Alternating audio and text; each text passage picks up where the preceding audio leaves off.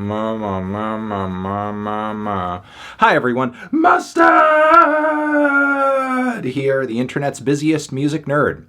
And it's time for a review of this new Dijon album, Baby. Songwriter, producer, singer, Dijon. A musician whose profile and visibility has been building steadily for a handful of years now. Though he is not entirely a new face. You can rewind and find some pretty obscure music projects and albums that he had a hand in dating back deep into the 2010s. But maybe even more formative were supportive but key roles he played in music that he made with artists like Brockhampton and Charlie XCX. So yeah, Dijon has been active for years now, but he wouldn't really start shining as a solo artist until the 2020s, which is when he put out his first proper solo effort, Absolutely. That was back in 2021, and this album release coincided with the drop of a performance film, which showed Dijon to be not just this guy who came through with these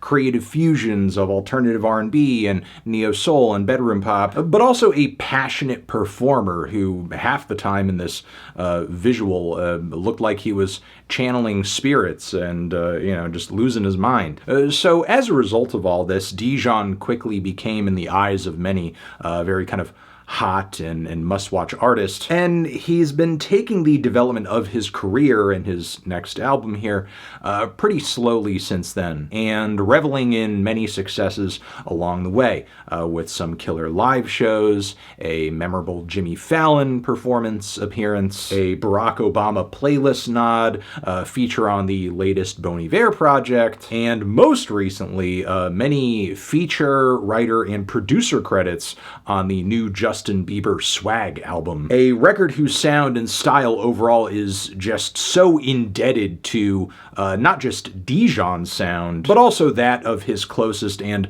most significant musical collaborator, Michael Gordon, aka McGee. You could say what you want about Dijon's purposefully left field and sloppy presentation with his instrumentation, but one of the biggest pop stars in the world heard what his music had to offer and instantly locked in and wanted to copy that and bring him in on the process, which is pretty crazy. Not to mention that this new LP here is being dropped along with Warner Brothers Records, which is clearly a pretty big step up from just doing things independent. But yeah, there have been a lot of exciting things in the lead up to this new album. That is, except for teasers, singles. There were no singles to speak of before this album, which is fine, because honestly, even without having heard any of these tracks prior, it was one of my most anticipated albums of this year. And I would say for the most part, it lived up to my expectations and was absolutely worth waiting for. I think Dijon here made a record that is very much on par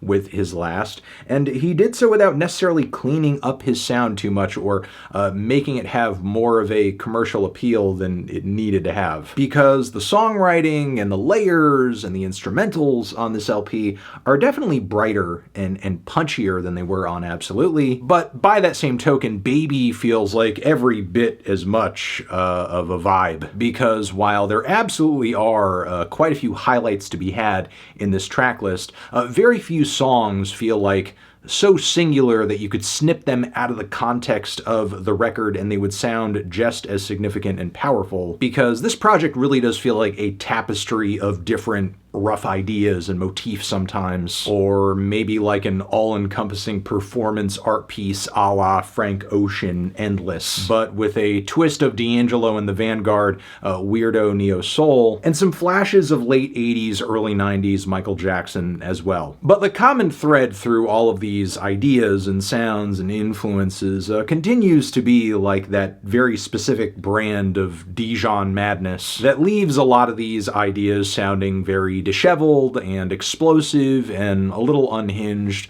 Think a track like Referee, which in the grander scheme of the track list is just an interlude, but I can't really think of anybody else at Dijon's level of popularity who's, really kind of giving us these distorted, grimy hits of percussion while he gives us these very intense soul-inspired vocal howls, because that combination of chaos and also beauty is like really where a lot of Dijon's appeal comes from. And that dynamic is made pretty clear by the opening title track, Baby, which is a lovely tone setter and story, sort of, as Dijon sings in a way to where it sounds like you're hearing the point of view of a father to his child, describing the love and relationship between him and that child's mother that sort of eventually led to that child being born. And the whole thing is sung very affectionately over these very lo-fi guitars and drums, with the occasional dodgy and ghostly vocal or electronic glitch and embellishment. And again, the end result is simultaneously pretty but also disorienting in parts as well. For as chill as this song sounds a majority of the time,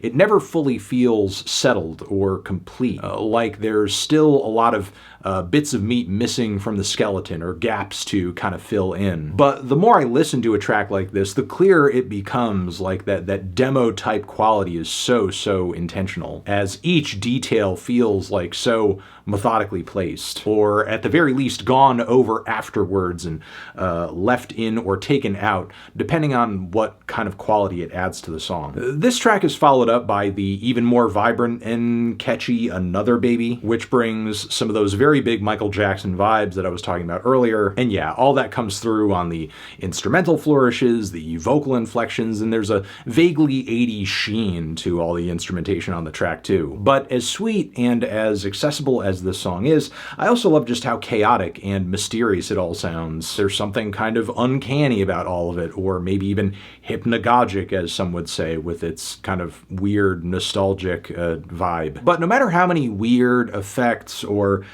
touches and layers of muck and odd mixing Dijon may subject some of these songs to, his fiery vocals and infectious melodies tend to cut through the noise, which is also the case on Higher. This is a love higher. And I also love the kind of chaotic transition that the song Freak It provides as we move into a kind of aggressive and explosive midpoint for the album. YAMAHA, for example, brings in so many layers of glossy keys and vocal harmonies that it's just a maximal anthem. And then after this, we have the even louder and shorter Fire, as well as the referee interlude I was kind of talking about earlier. And while these two tracks definitely provide some eventful moments for the track list on this project overall, I maybe would have still preferred the songwriting on each of them to be a bit more developed, which I think is even more so the case for the track Rewind, which while I do appreciate, a slow progressive build on lots of different songs, I do kind of question whether or not finishing things in such a grating way is helping this tune overall. I'm even more perplexed though by the strange vocal inflections and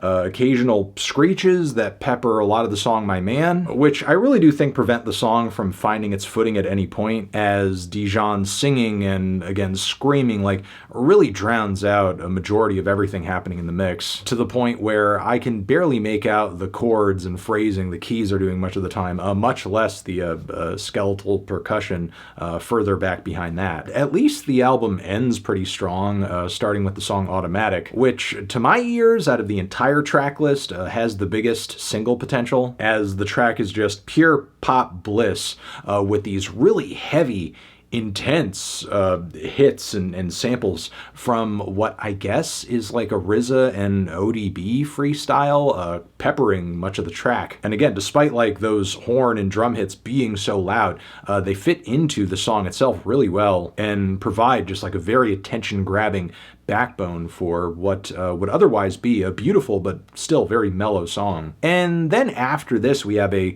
very endearing and dreamy finisher that is all about the kind of love that Dijon wishes to have in his life and experience. It's a really beautiful way to end things off overall. And once again, I am walking away from a Dijon project mostly very impressed, loving a lot of highlights and deep cuts, but still just feeling like there was at least a bit of lost potential there, as I do think the momentum and songwriting quality on the album does take a dip around the midpoint. and it does take a while to kind of pick up once again. But still, with all that being said, Dijon continues to be one of the most unique voices and producers in modern bedroom pop, neo-soul, R&B, and honestly, I mean, it's even hard to kind of label him as those three things, or any things, frankly, because he kind of embodies so many different stylistic influences in his music and blends them so seamlessly that you can't place him into one lane. I mean, a lot of his influences are pretty clear. He's the sort of artist who I think, like, wears the sort of stuff that inspires him